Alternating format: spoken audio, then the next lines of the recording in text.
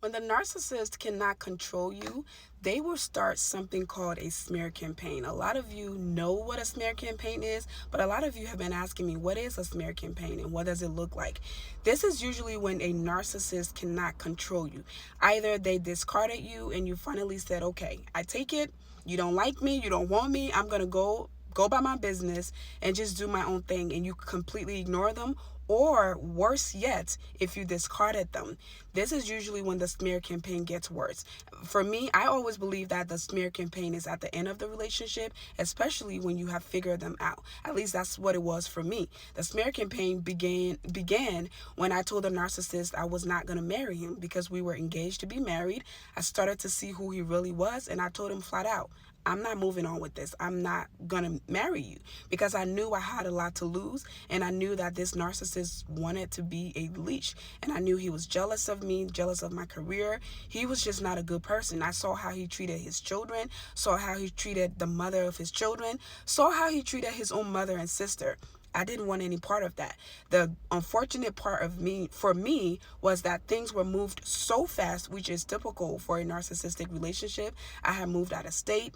I had bought a house. We were living in the house together, so it was hard to kind of just get up and leave. I had a whole mortgage in my name. I had a car payment in my name. I had a whole bunch of stuff in my name. I couldn't just get up and leave. So I had to play smart. Remember when I always say play smart or be dumb, or play dumb but be smart? That's what I had to do. So when I did that, when I finally told the narcissist that I wasn't going to marry him, that's when the smear campaign started to happen. First thing the narcissist did was he went online and started telling people that my house was his house.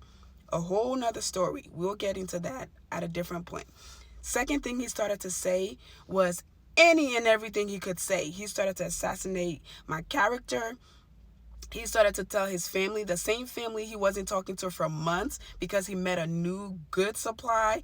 He started to talk ish about me to the same family. He got back close to those family members, got back close to his toxic friends. He started to just assassinate my character. That's what they do when they see that you're about to leave, or you know them, you have unveiled them or unmasked them. They know that you have too much information about them, and you could be a danger if you are allowed to. So the first thing they'll do, they'll assassinate your character so that nobody can listen to you when it's time to talk. Mine just didn't do that. He went to the internet. He started to literally create a YouTube channel, multiple social media channel, Facebook, Instagram, TikTok, YouTube, created all of these channels, and his content were me. He said the most gruesome things. He said the most nastiest things. He said any and everything he could say. It started out with little videos here and there, and it took off. And the fact that I too had a YouTube channel, he was so terrified that if I said something, if I came out and really talked about my experience with him, the people who really know him would believe him. So what best way to do that than to start that smear campaign against me and then go online with it, so that before I even say something, now it's a big confusion. Now nobody knows who to believe. What I did was I played dumb. I played very dumb. I stayed quiet. And as I told you guys, someday I'll tell you guys my escape plan and some of the things that I did to finally discard the narcissist, because he was not going to leave. He was not going anywhere. Every time I try to leave, he'll pull me back. Every time I try to leave, he'll threaten me with something. Every time I try to leave, he'll say, I'm going to expose you. There was nothing to expose, but he was destined to expose me. Until this day, most of his video titles are, I'm gonna expose her. There's nothing to expose. There was literally, I don't have one criminal background, never ever been in anybody's handcuff or jail, never been in the court system except for when I got with him, because he sued me multiple times to try to get my attention, which is another form of smear campaign. Is another form of using the legal system to bully someone. That's what he did. I was never married to this man, but I have literally been going through a divorce with him because the suing continues to happen. We literally have a lawsuit. And what he would do is he'll sue me because I literally discarded him, sold my house, moved out of state, and started doing better. The minute I left this dude, my whole life turned upside down. I was down, depressed, broke, skinny, ugly, everything when I was with this dude because he drained the living daylight out of me. When I left, I started to be myself again, be happy, do my business, create content, do all of the things. Even with everything he tried to do to break me down, I ignored him. I ignored him. But before I did that, I had to come up with a plan because, again, I had a mortgage in my name, car payment. I had all of these things in my name.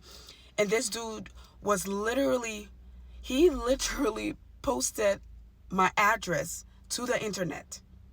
It was dark. This thing was dark. But because he was afraid that if I said something, if I was the one who came out and said something, especially because I had receipts of everything that I was going to say, he started a smear campaign. He started it before I could even say something. So this is what they'll do. Because they know that you know them, because they know that you have evidence and you have proof, you have everything, they'll confuse people by assassinating your character so that before you come out and say something, everybody already thinks you're crazy. Everybody already thinks that you're the crazy one. So the smear campaign can be anything from just between close friends and family member. It could be spread it to your friends and family, or it could be on the internet depending on who you are. In my case, I was a social media influencer. I have been a YouTube. I would consider myself not too much of an OG, but kind of an OG because a lot of people just got into content creation. I've been creating content for almost 7 years now, and I did really well for myself on YouTube. So I was popular there. So because I was a popular person on a platform like YouTube with at that time over I think it was 1.5 million followers, he knew that he could really, really assassinate my character. At that time, my content was only about healthcare, skincare, nursing, hair care. I was very, very popular for my hair content. That was all my content. I never talked about my personal business, never did anything of that nature. So he then started to post about our personal business. He created these reactive abuse videos and started to post about it. So that created a whole bunch of confusion. Not only did it create clout for him because he was talking about this big YouTuber that he was connected to, so it grew his channel because, people like drama. So some people were going over there to cuss him out because they could see right through him. But some people wanted the tea. Some people wanted to see what was going on. In Mercy Land, so they went over there.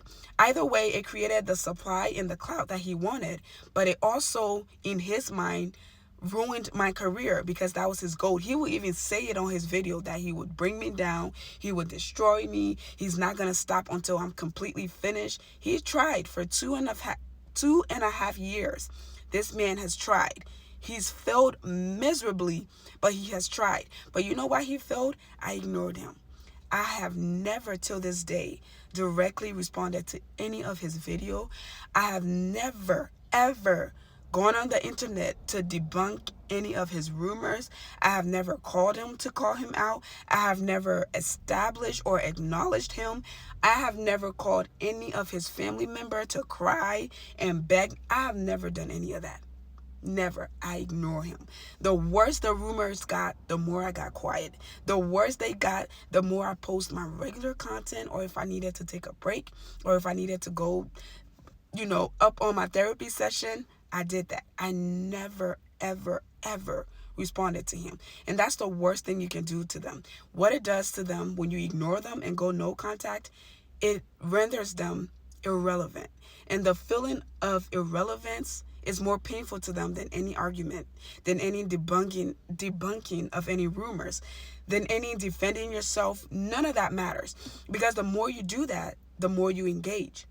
So I just say that to say, if you're going through a situation with the narcissist where there's an actual smear campaign, ignore it. Don't engage. Don't try to clear up the rumors. Don't tell your side of the story. Don't do any of that. The best thing you can do for yourself is to get yourself in a safe situation away from them. And that's what I did. I played dumb for, I think it was 6 months when the smear campaign started, when he started posting things. We were literally living in the same house. He was taking videos of my child, taking videos of me, saying all kinds of nasty things about me on the internet. I stayed quiet. I never, ever directly responded to him. And that unalived him. Like, that made him so, so mad. Follow for more.